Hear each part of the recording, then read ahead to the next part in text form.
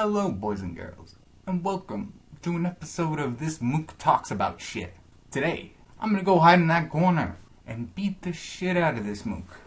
Ain't that right, little guy? As long as we ain't got no problems, today's the day. See you folks in a bit. Don't want them to know I was here.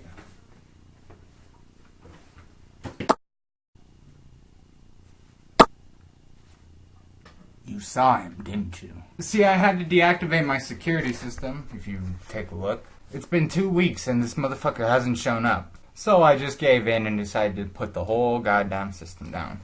Now all that's left to do is wait. Wait for the inevitable.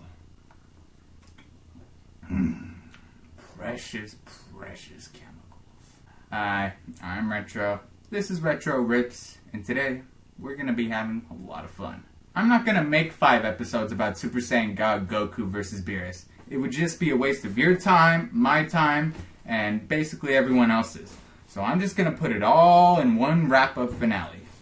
In an effort to not have Lord Beerus destroy the planet, Goku decides, hey, why don't we ask Shenron how he summoned this so-called Super Saiyan God?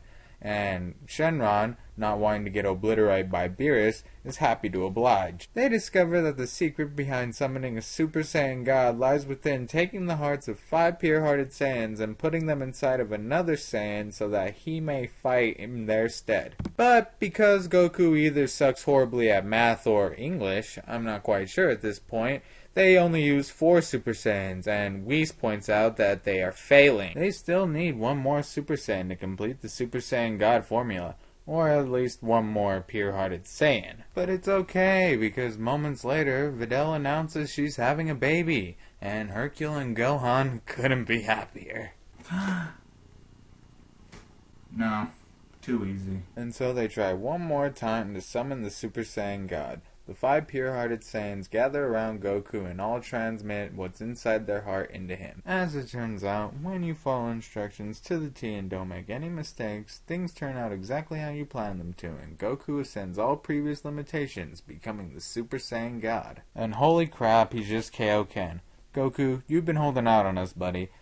King Kai taught you the secret of Super Saiyan God a long time ago, and you're just now figuring it out? Jesus. Also, old Kai's worried that because Goku's attained this new power that he might be able to push Beerus to a point where he might destroy the universe. And you got a point there, bud. This is a new level of height for Goku's power. An entire episode dedicated to nothing but transformation. Why didn't I see that coming? This is literally the most elegant transformation sequence we've ever seen in Dragon Ball. Before, Goku got taken out in 3 hits. Now, Beerus is throwing punches left and right, and Goku barely even feels them. This is definitely a different ballgame, ladies and gentlemen. Though he's attained a new level of power, Goku isn't exactly taking this 100% seriously at all yet either. In fact, he's trying to bait Beerus into making a specific move just so he can make fun of him. Yeah, Goku wants to get back at him for those 2 moves he pulled on him before. What a jokester. But Beerus, not being kind, decides that Goku should at least prove himself if he's going to go up against the God of Destruction. Basically, Beerus isn't even trying at this point. He is more of giving it about 15 to 20, 30% at most. But based on what we see later in the fight, he's just letting Goku warm up. Beerus has had enough. He wants a different kind of fight, on a completely different level than Goku's giving him, and so he shows him the kind of power that he's looking for. Goku, on the other hand, doesn't know if he has it within him. So at what appears to be full strength, Goku isn't even a match for Beerus. No doubt, dumbass. The God of Destruction. Basically, he's the equivalent of this universe's Superman. He can do literally anything. And son, Goku's gonna have a hell of a time surpassing that. But Goku, never being one to stray back from a challenge, summons all the energy he has left in his Super Saiyan God form. And he finds out he hasn't even come close to reaching the max. This is a sensation that's completely new to Goku. No matter how high he tries to take his power level, it just doesn't seem to reach any kind of ceiling. It makes one wonder, does Super Saiyan God even have a ceiling? While he's in this form, is Goku basically invincible? Can he become as powerful as he wants to become? The episode comes to an end with Goku and Beerus going at it one more time, but this time at a level more befitting of gods. And this, ladies and gentlemen, is what we've been waiting for out of Beerus vs. Goku. Universe-shattering power.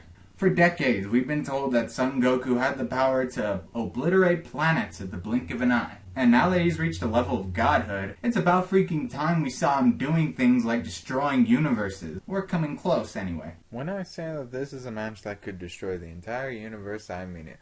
With each and every punch, Goku and Beerus literally shake the entire universe to its very core. Even their auras are godlike, taking the shape of two Shenrons ready to do battle. Goku, not being a complete dick and not wanting the universe to be destroyed because of a fight between him and Beerus, decides that he is going to find a way around this so-called shockwave of death, and punches Beerus in such a way that it counteracts the force perfectly and no shockwave occurs. Now you see, this is the mark of a true master. Goku matches Beerus' exact speed and trajectory and power and all that sciencey junk, and manages to cancel out the power that's destroying the universe. It's actually the most beautifully animated episode to date, and I could see why they had to waste an entire episode on rock, paper, scissors. When you're trying to describe universe-shattering power, you need a budget that befits universe-shattering power. Speaking of which, pissed off that Goku would even dare try to save the universe, Beerus hits him in such a way that it causes a massive hemorrhage in the universe, and ends up causing a tremendous amount of damage that Beerus himself ends up having to clean up. You see, he almost lets the universe die until, in his own words, he didn't want to have to be forced to use his whole strength in order to save the universe. But Goku convinces him otherwise with his earlier act of heroism, I suppose. In the 4th episode, Goku goes at it with Beerus until eventually, at the very end of the episode, Goku runs out of Super Saiyan God power, but is still able to fight with Beerus. And Beerus, curious about this form's power, decides to test him just a little bit more. During a beam struggle that's more epic than any other beam struggle up until this point, Goku and Beerus inadvertently end up creating a sort of beam that's more powerful than any other energy beam that they've created up until this point. And Beerus, being the god of destruction, just adds to it to see if Goku's up to the challenge of taking this thing down. As Goku's last act as a so-called Super Saiyan God, even though at this point he's long lost the form, he takes out this so-called super energy ball and says to Beerus, "You're not allowed to say what my limits are." In the end, Lord Beerus, liar he is, leaves the Earth. It's on the premise that he's narcoleptic, but really, he saw Son Goku's resolve and decided, hey, this is a guy I want to hang out with sometime. I better not destroy his planet. Are you actually gonna come out this time?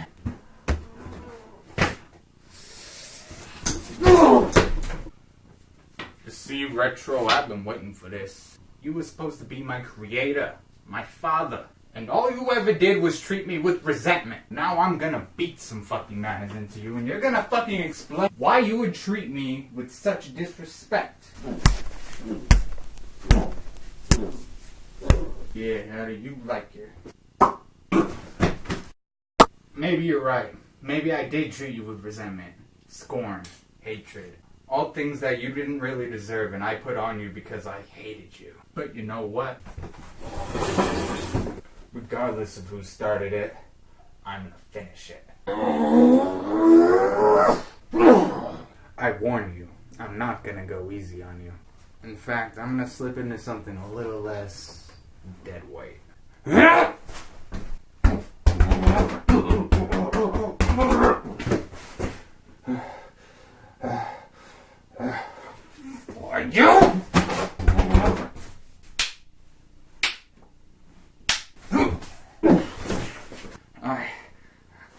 I can't. I'm gonna let you live for now, but only because I still need you. And thus, folks, we conclude Retro Rip's Dragon Ball Super. And how did it all turn out in the end? Well, the last 4 episodes could have been better, but as far as that goes, my biggest complaint about them is that it takes 4 episodes to conclude one fight. But as far as that goes, that's exactly how Dragon Ball Z used to be back in the day, so I can't exactly be all too mad about that. Though the animation and artwork for some episodes leaves stuff to be desired, and I would have preferred it to be wrapped up in a little bit of a more timely fashion, if you were. The pacing of this section of the anime, as compared to the movie that it's based on, is just utterly laughable. I mean, if you think about it, the movie was completed in, what, 2 hours around? Maybe a little bit less? But how long is it taking us to go through all of this Dragon Ball Super nonsense? And it's just... Listen, Akira, I know that you were really excited to bring back Dragon Ball Z. And I know you were really excited to include Battle of Gods into your canon. But you have to realize that the movie was just done so perfectly, and compared to that, this anime just falls short. Why would you redo something if it wasn't up to the standard of something that you've already done before in the past? It's just, why remake something that was already, for lack of a better term, perfect? Though being kind, I'll go ahead and say that this wasn't by far the worst anime that I've seen in a while. But that's saying a lot considering that the animes that I've been watching have all been pretty shitty. And I can honestly say that had I not seen the movie beforehand, this would have been the most interesting plot I've ever seen in Dragon Ball Z. So that does count for a lot, doesn't it? Because I'm fumbling to say whether or not Dragon Ball Super was a good anime so far or not, I'll just leave it at this. If Dragon Ball Super manages to be on par with the same kind of writing that Akira Toriyama brought us when he brought us Dragon Ball Z Battle of the Gods, then yes, Dragon Ball Super is going to end up a fantastic anime. And if not, then, well, poop. I've been Retro. This has been Retro Ribs. Join us next time when Retro Ribs takes a little sidetrack to look at a manga that's really honestly blown my mind. It won't be a complete series review, but it's something that's really special and more people should know about. Join me next time for My Hero Academia. Peace.